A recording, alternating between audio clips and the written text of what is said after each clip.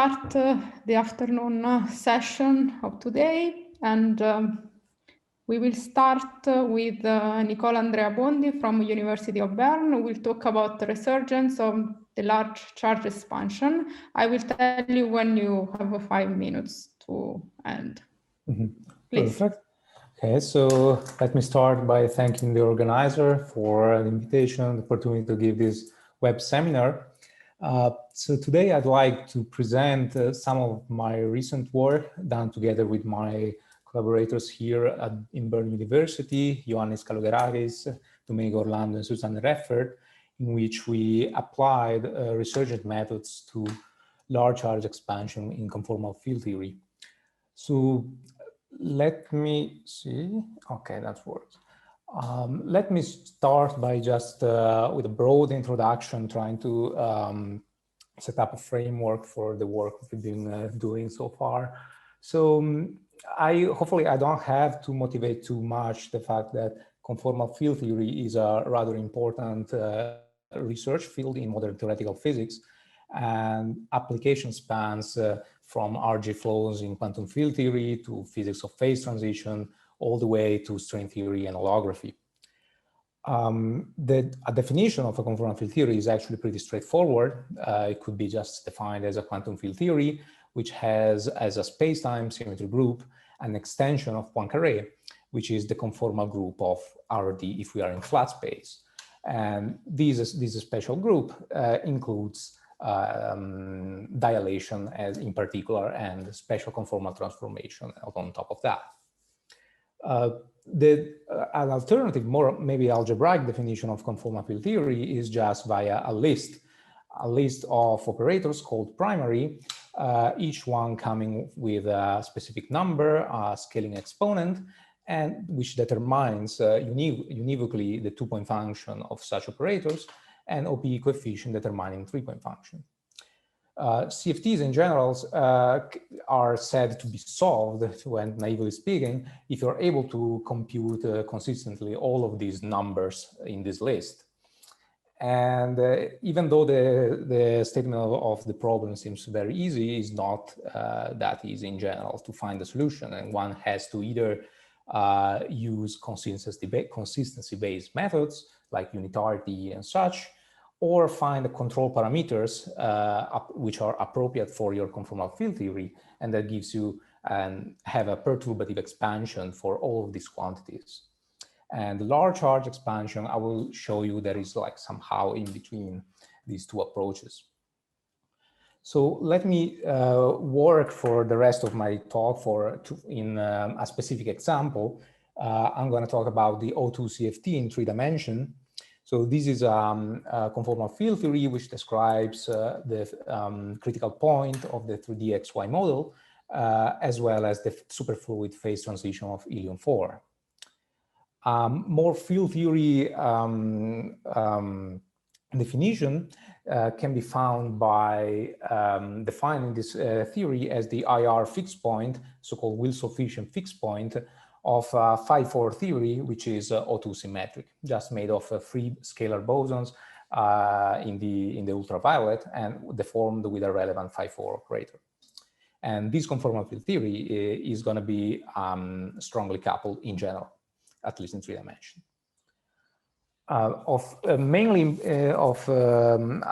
In this talk, I will mostly comment about scaling dimension, not OPE coefficients.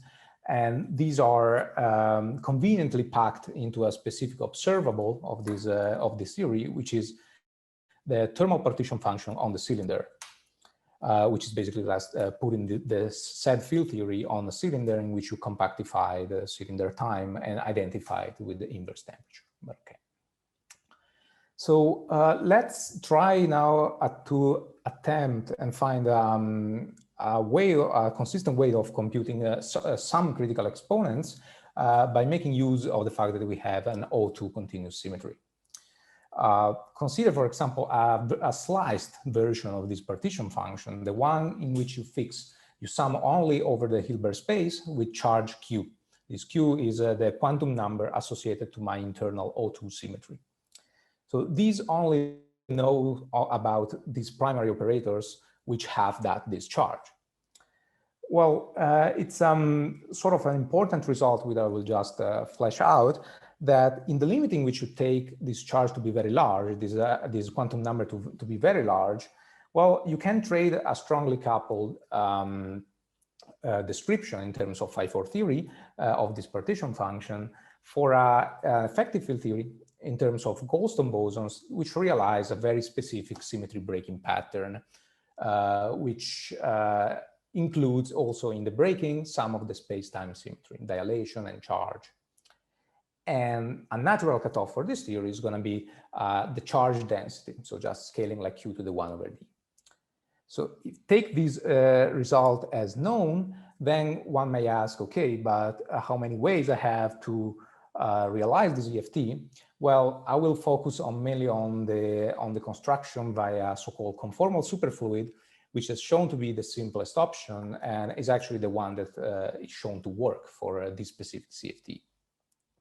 So how does it work? Well, in this breaking pattern, you have both dilation and charge to be broken, but a specific combination is preserved.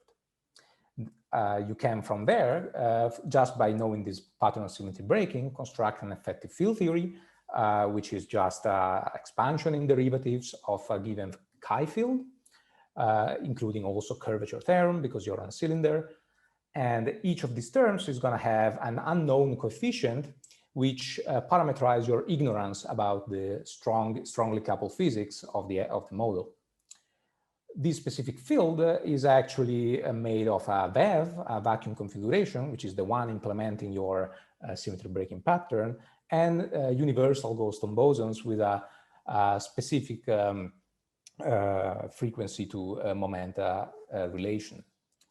So the main prediction of this construction is that in this construction here, there is a primary which has charge q and has the smallest possible scaling dimension among all of these primaries of charge q, and has a very specific scaling behavior with the charge.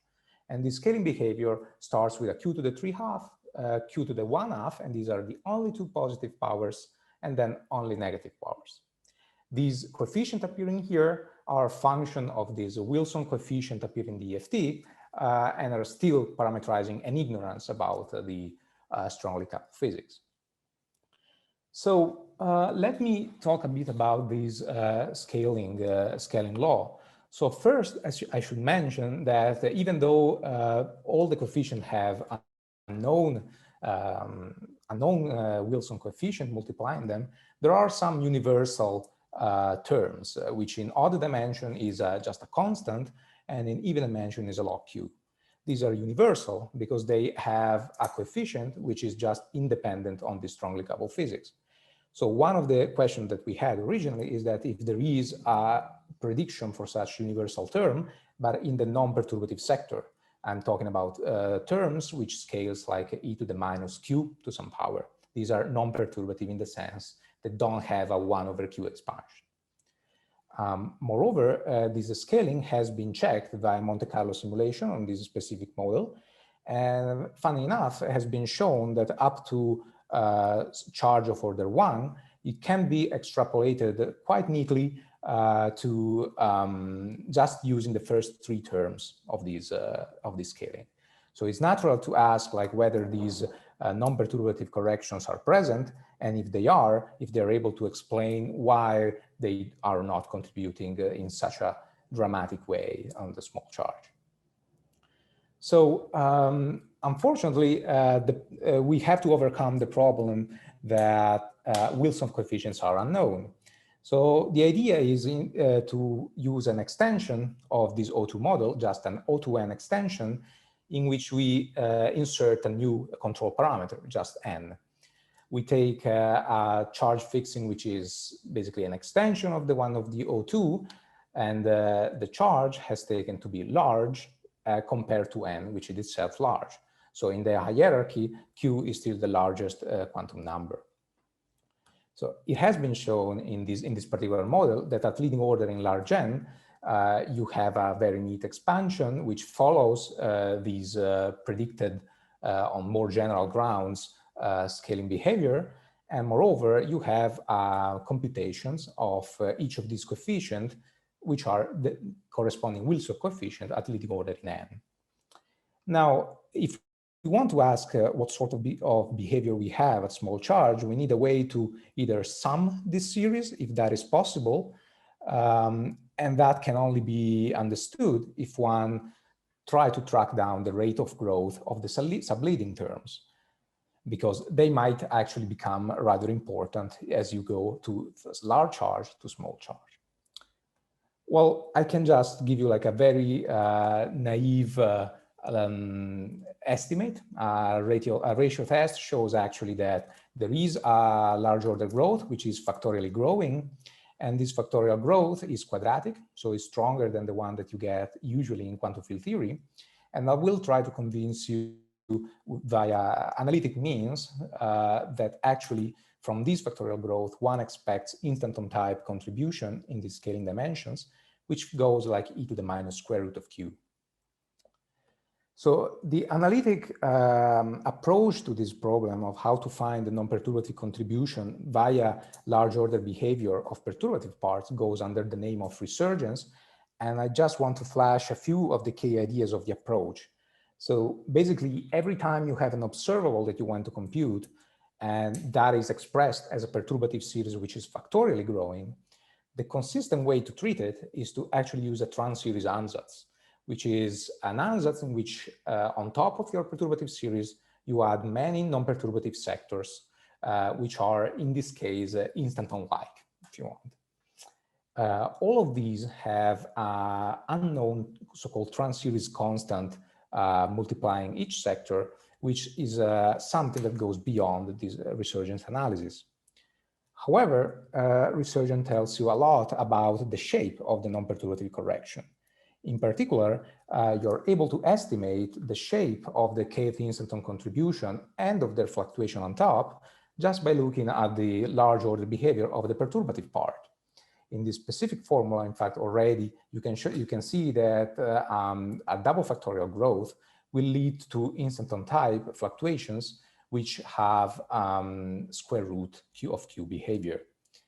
On top of that, you can also estimate the so-called instanton action, the parameter A.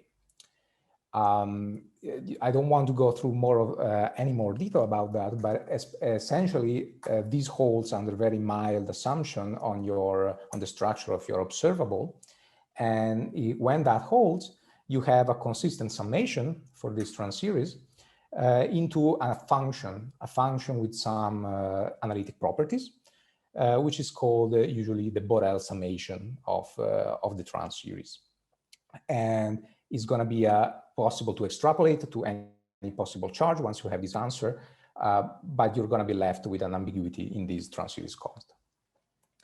So as a couple of technical remarks, work with the scaling dimension is rather hard if one wants to get like an analytical result. So there is like a way to simplify the problem, which is to trade your large charge expansion for a large chemical potential expansion. Just go into the ground canonical picture of this thermal partition function. The translation is just a Legendre transform. In this setting, the role of the scaling exponent is played by the ground potential. And after some technical manipulation, you will find out that a trans-series expansion for this chemical potential for large mu, for this ground potential for large mu, is found systematically by a trans-series expansion of the heat kernel trace for small time. So from now on, I will just focus on the trans-series expansion of the heat kernel and just assume that everything works through and give you the final result at the end. So let me just 5 minutes. Let me just remind what a heat kernel is. You can just think of it as an amplitude of a quantum mechanical particles go from point A to point B on the sphere.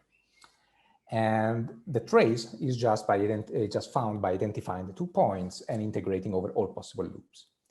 So this quantity is well known, has a Seeley-DeWitt expansion, which is factorially growing, and has a Borel transform, which is actually pretty simple.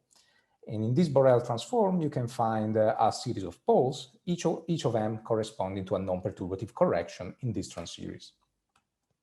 The end result, I will skip it, is just going to be a summation of this form, in which, funny enough, there's going to be a lot of non-perturbative correction, purely imaginary, and with a form which is one loop exact. The main prediction, if you plug this shape and go back through the scaling exponent, is a very peculiar form. In fact, you have non-perturbative correction going like e to the minus square root of q, and the constant in front is an integer multiple of 2 pi. This actually fits very well, fits within the error of the Monte Carlo result. But however, to be completely sure, one has to fix the non-perturbative constant which are left over, right? And the way to do it is to go beyond resurgence. You basically need a non-perturbative definition of your transseries. And I already sort of hinted to what is it, is being these amplitude for quantum mechanical particles, I can write this as a path integral, which in this case is rather complicated. It's a nonlinear sigma model because we are on curved space. And I try to get a transseries expansion as a saddle point of this path integral. The saddle point of these path integrals are actually quite simple. So are closed geodesics on the sphere, which are just great circles. So one can indeed ask first if they are stable. They are not, of course, because they are all contractible. And this will show up once you compute the leading order, do the leading order computation of this quantity. The negative modes around your great circle will give you the imaginary part that you needed, and zero mode will give you a different scaling, and positive modes in principle give you instant fluctuations, which according to the resurgent computation actually tells you that they should be one loop exact. So let me summarize. So this will actually, this comparison with the resurgent result gives you an answer for all the ambiguities to be fixed and give you very nice closed form formula, which reproduces a small chemical potential result with accurate precision. So this can be extrapolated to any possible small potential. So as a final remark, I would like to glimpse what one can do at finite n. Actually, this same result we found could be guessed from simple assumption, namely just that our critical exponent is a asymptotic expansion for each n, and that the leading singularity is obtained via word-line path integral with a mass, with particle with mass proportional to chemical potential. This would be the only two scale appearing in the problem, so it's rather natural to think that this is your prediction for non-perturbative contributions. The only thing is that we found in large n this C constant, which is not forbidden by scaling variance, it's just 1, and it would be rather interesting to see if that holds also to finite n, making this prediction rather universal in that sense. So if I'm on time, let me just conclude by like with a few remarks and showing what we have done. So basically we found out that in the O2N Wilson-Fisher CFT, we have a regime of large charge, which is given by an asymptotic expansion, which has a very fast factorial growth, larger than ordinary QFT. We actually also found what is the source of this factorial growth, and it can be identified with word-line instantons of a particular quantum mechanic path integral on the sphere. Finally, we also show that at least in large n, the non-perturbative correction, they depend exclusively on the S2 geometry, and we have a rather simple leading contribution for scaling exponent, which is expected to be of the form e to the minus 2 pi k and square root of q. And with that, I will just conclude and apologize if I went over time. Thanks a lot. No, not over time. So questions, there is Andrea, which has the hand raised. Yes. Please.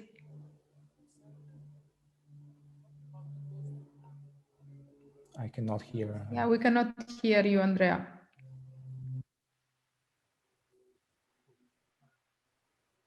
Sorry, what's the matter? Sorry, it's like very low. So Very low? yeah, now it's fine. Yeah, now okay. We can hear you. Now it's okay. Okay, yes. So there was a glitch.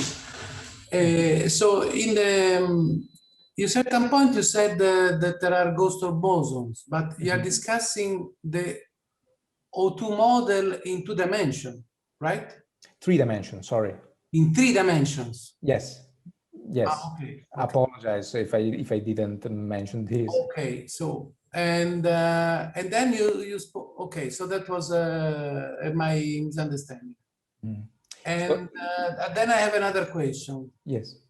The fact that you have a fixed charge or a fixed or a fixed chemical potential, I think breaks conformal invariance, right?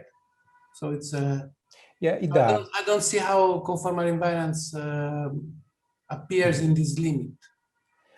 So in these limits, so the actual EFT approach, which I only actually mentioned for like various reasons, but in large N, for example, you don't need this EFT approach. This is what you do for O2. In the large N, everything is computable because it's Gaussian, but nonetheless, it's true. You break both dilation and a charge and the charge generator, but you actually have combination of them, which is preserved. That's the thing. You broke both, but you have an effective dilation appearing, which is a combination of the two. So you're saying that in this limit there is a fixed point? Is it possible to have a fixed point? Is So scale invariant theory? So here you're always at a conformal at CFT, right? I mean, there is no RG flow. The RG flow that I mentioned at the beginning, it was just the trick to get from the to the infrared strongly coupled. But this EFT procedure is done like in a conformal field theory, which stays conformal, and it's just the charge fixing. Yes, okay, it breaks dilation. But then the point is that this effective theory is still conformal invariant. It's just non-linearly realized because it's acting as a nonlinear realization. Okay. So you're always conformal all the time. You just realize it non-linearly now. Okay. Thank you. So maybe very briefly, Vanu has also his hand raised. We just yes. Thanks. I'll be brief. Okay. Yeah. So I was wondering. Wait, Agnese, were you saying something? Oh, no. Okay. So I was wondering how much these methods, especially the large and large Q methods, can be extended to gauge theories instead of vector models. Okay. How much? So in large N, you might have some hope. I mean, you still have to think of like what is your CFT, right? So you have to think of a CFT, so you know that okay, you're gonna have a realization in terms of fields which have a gauge symmetry, but here everything that you will get to compute are gauge invariance operator because those are the primaries, right? So I guess that if you have a gauge symmetry, which a gauge theory, which also goes to the Wilson-Fisher fixed point, then only matters the universality class, right? Otherwise, you might have like a different CFT, and then you can study that in terms of the degrees of freedom you have. Right, if you have access to the infrared CFT. If you have access to it, of course. Yeah, that's the. Yeah, that's always the issue. You could have some pions and stuff like that. Yeah. Okay, thanks. Francesco has a question? Yes. Yeah, actually more like a comment on the last answer. I mean, you can apply to gauge field theories, gauge fermion field theories, but you have to apply, for example, when they're almost conformal. If you have a near conformal field theory, then you can do a similar approach. Looking basically at the effective. So you can do that, but it needs to do in a specific limit of the quantum field theory. And also the other comment is that, yes, I mean, you always break dilation invariance, but the question is that you indeed, like in any conformal field theory, you do the deformation to be able to define the critical exponents. So you always have to break it to study then the conformal exponents. So use as relevant directions to do that. In the case in which you break explicitly, right, conformal invariance with but even yes, but basically you that is a source to actually then determine the critical exponents. Yeah. Okay, great. Thanks a lot.